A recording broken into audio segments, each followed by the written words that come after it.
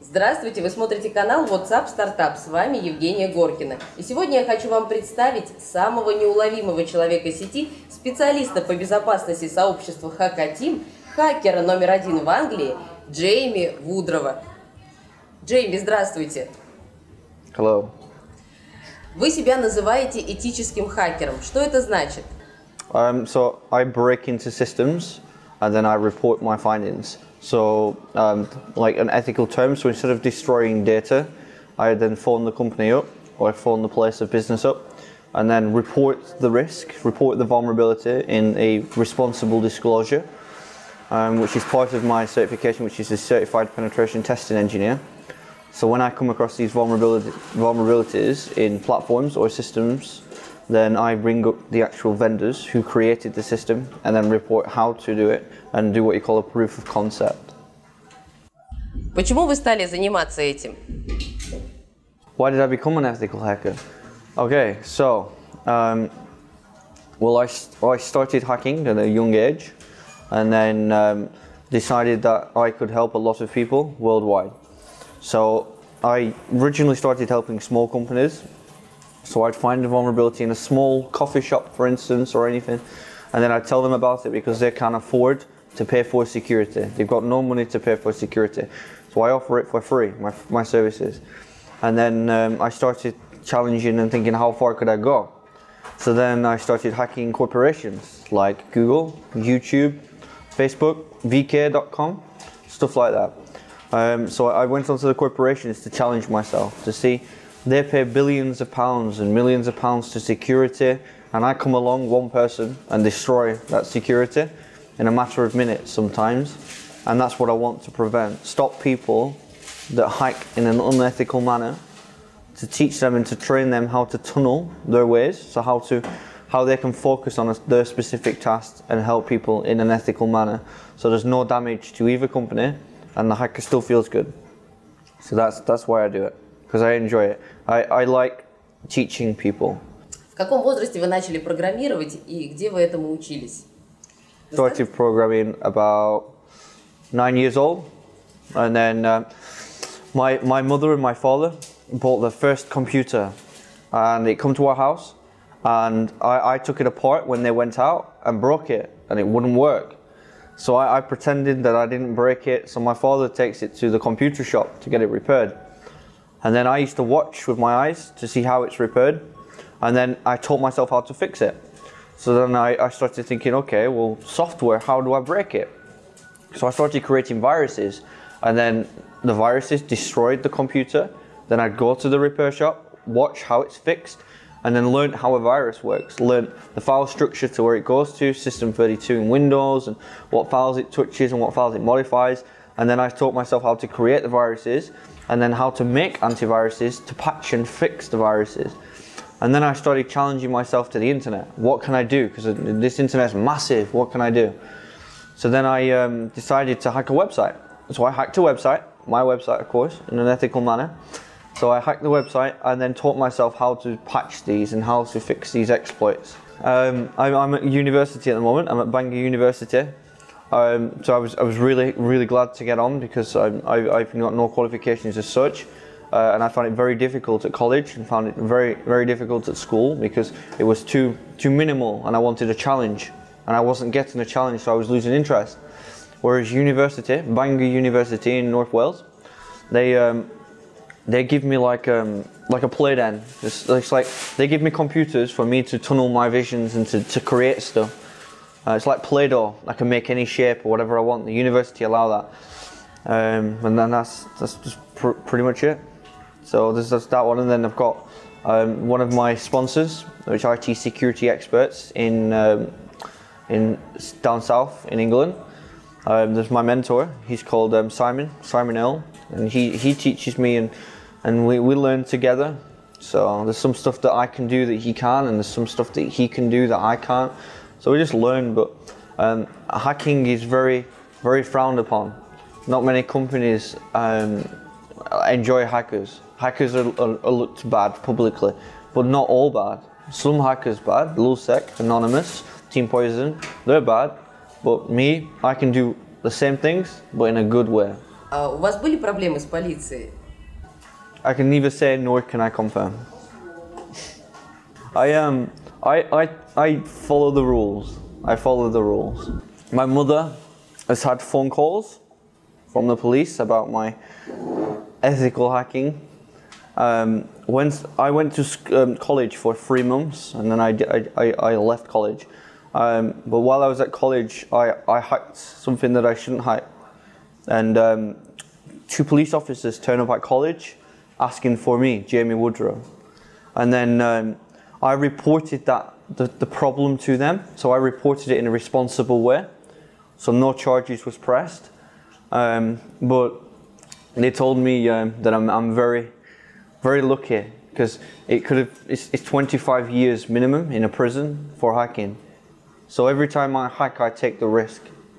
So, but I enjoy it. But yeah, I've had a few run-ins, and then we've had the police call my mother up for hacking American companies and UK companies, and I've had solicitors and lawyers and stuff, but I always mean well. I don't mean to break or damage anything.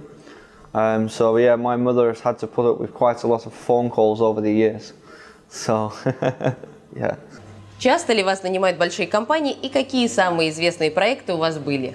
So I don't work for money. In my profession, you can't work for money unless you're a business, because if I hack you and I say to you, give me 1,000 rubles, you can then prosecute me for extortion, because I am holding information that's damaging to your company. So by law in the United Kingdom and European Union, I am not legally allowed to ask for money for my services unless I have signed an agreement between me and you that states that I can enter this system and I'm authorized to access the files that I'm accessing.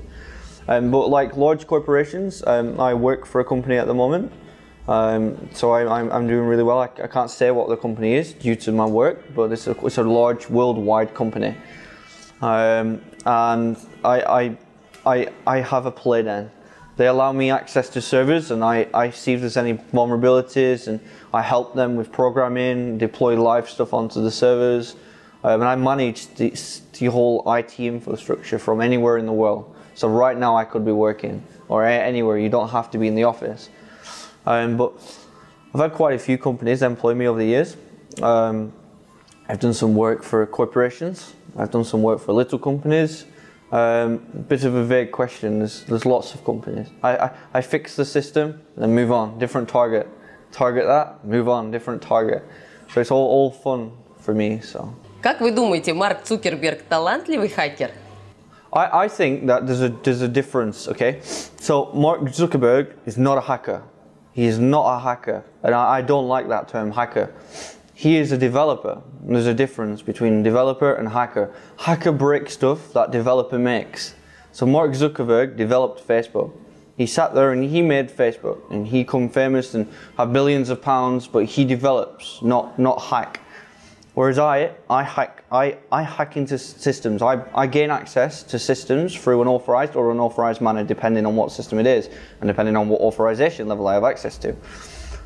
But in the media today, so you've got Ed Snowden, and you've got other people that are in the media, and they're seen to be hackers.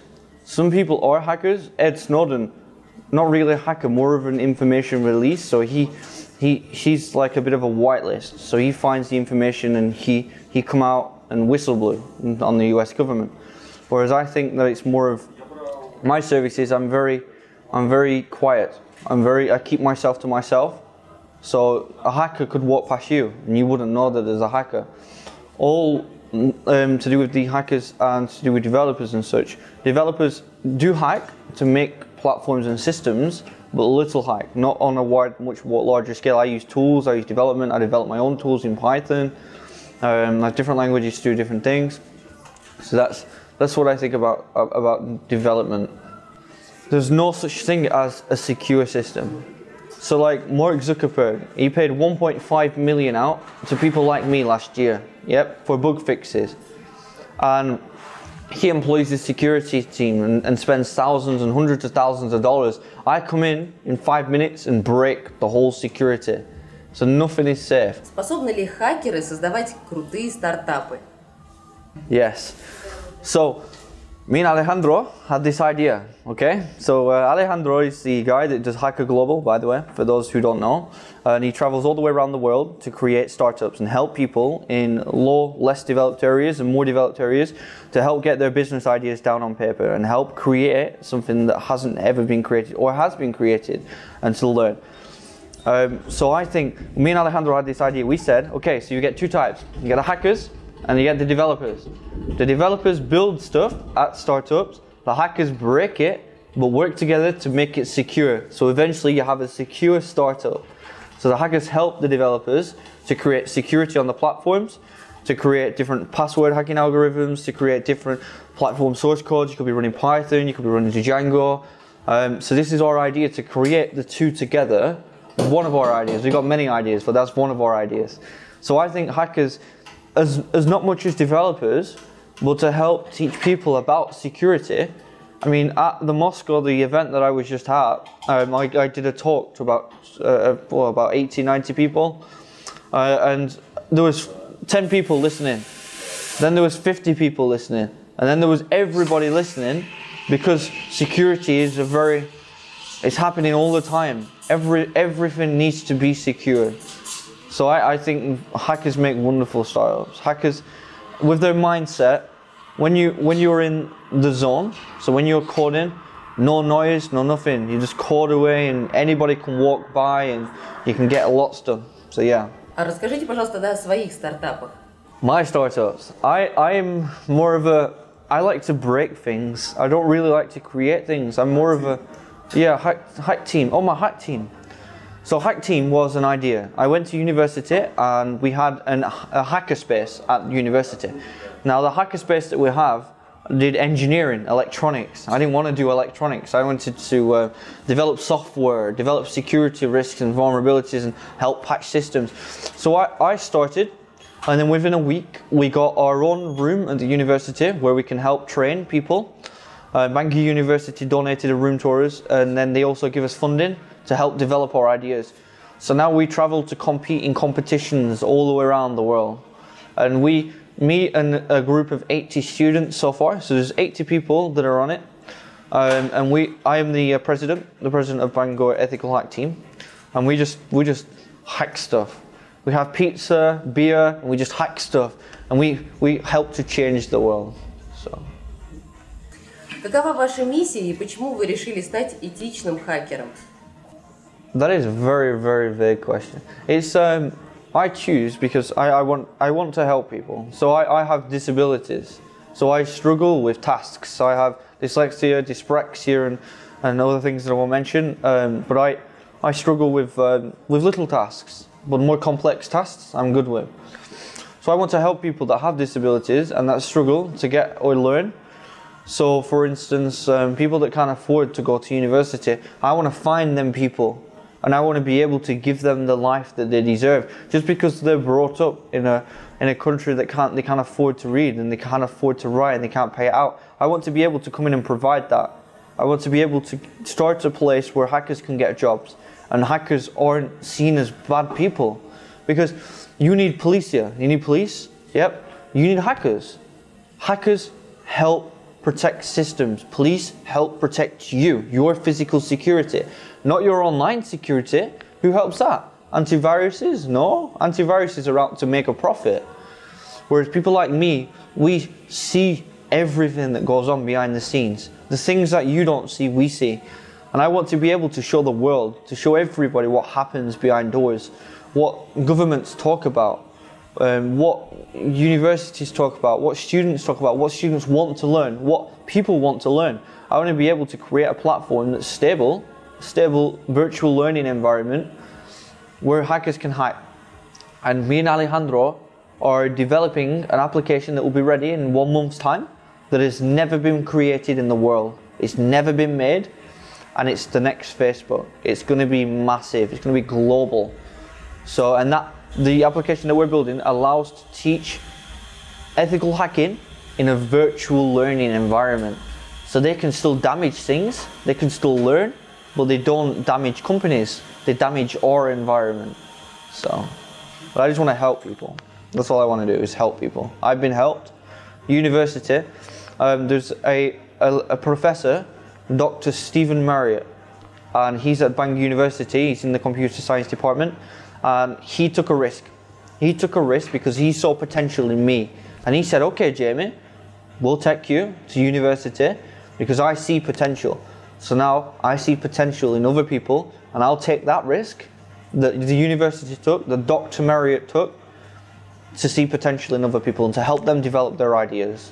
Очень хорошо, что вы приехали в Москву. А что вообще вы думаете о российских программистах? Okay, they are Russia. From my days of hacking, Russia are one of the best countries to hack. There is a lot of hackers here that during like the Russian changeover in the 90s and stuff like that, a lot of hackers had been hacking previously but very quiet, and now they're starting to come out of the shell and they're starting to speak about hacking and talk about it, and it's like it's a good thing. Excuse me. And I got here and I found it was difficult. It's a difficult culture. I thought that nobody smiled, everybody just goes about to the day-to-day work, and now I don't want to leave. I want to stay here. So me and Alejandro are planning our next visit to come back next month. But I love it. I love it. I really do. Джейми, спасибо большое вам за встречу. С вами была Евгения Горкина на канале WhatsApp Startup. Только хороших вам идей.